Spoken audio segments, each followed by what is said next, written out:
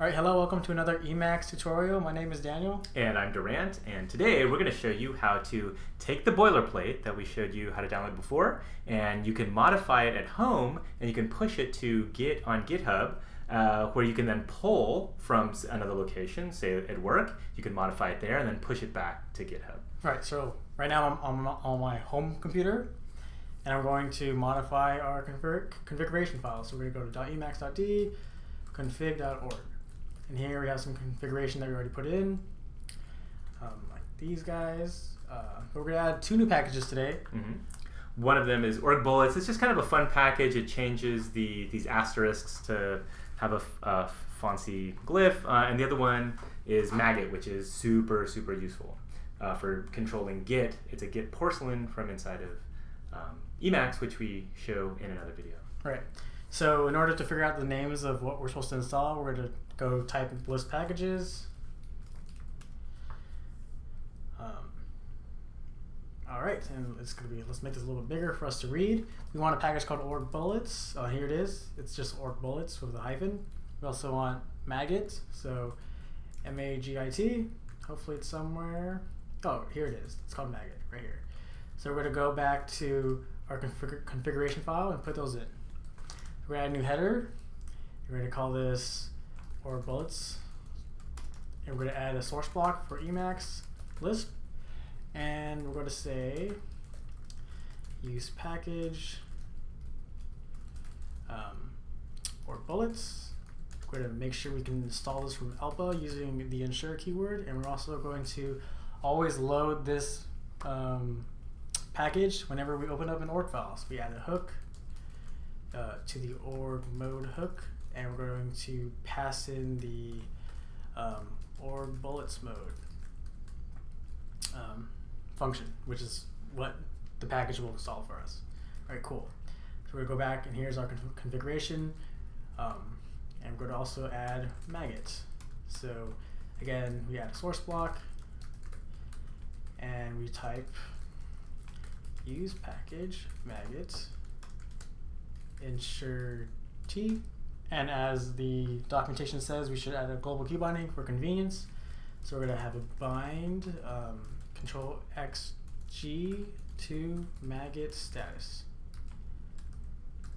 All right, and we have those two configurations. Great, let's run them.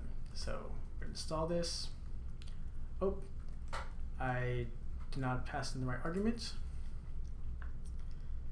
Ensure wants exactly one argument. Oh, you know what? I forgot the config here. This should have config right here. Great. Now we're going to run it because this hook is part of the configuration block, right? All right, we installed it. It says return true in the bottom corner here. Let's install maggot 2 with editor. It's fine. This is not an important warning for now. Yeah. Now we noticed that the org bullets didn't change, even though we wanted it to load org bullets mode every time we load org mode. We're already in org mode, so one way that we can kind of reload the mode that we're in is by running medx normal mode. So if we do that, it's as if we're loading org mode for the first time, and boom, we get these funny little bullets. So we know that org bullets is working. Nice looking bullets. Yeah, great, awesome. So now we're going to commit this and push it back to our repo, right? Yeah. So we're going to use maggot with our binding control xg. And here's maggot. It says we've changed our config org file. Here are the changes we made. We're going to say cc to commit everything. We type yes. I agree. Say we've add org bullets and maggot packages. Commit this. And we're going to push it to our repo, capital P-U, and here we are. And that's it. All right, and now we're back at my new work computer where I don't have Emacs installed. I mean, I do have Emacs installed, but I don't have my configuration yet, right? Right.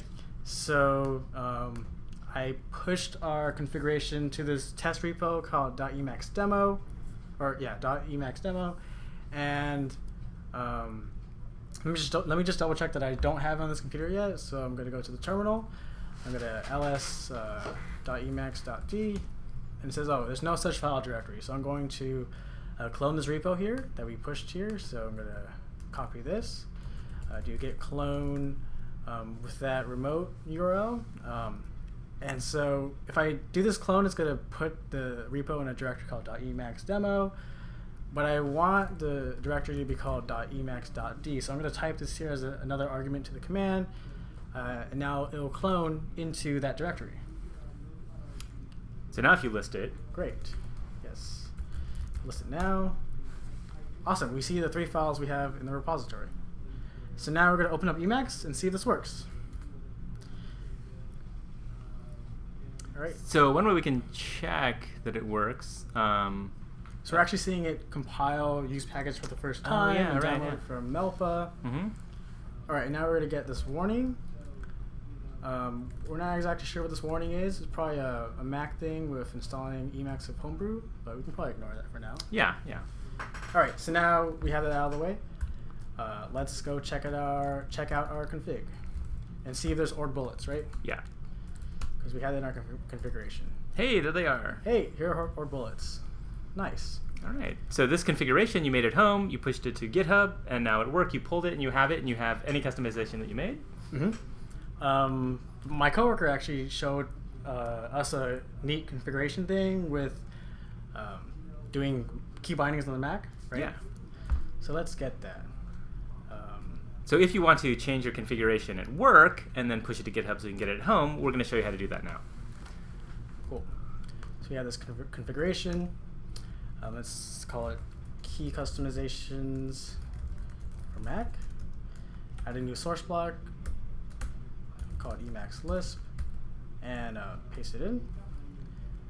So this one we sort of rebind command to the meta on Emacs, and like control to the control, and like the option key to like the super key, and like the function key to the hyper key, right?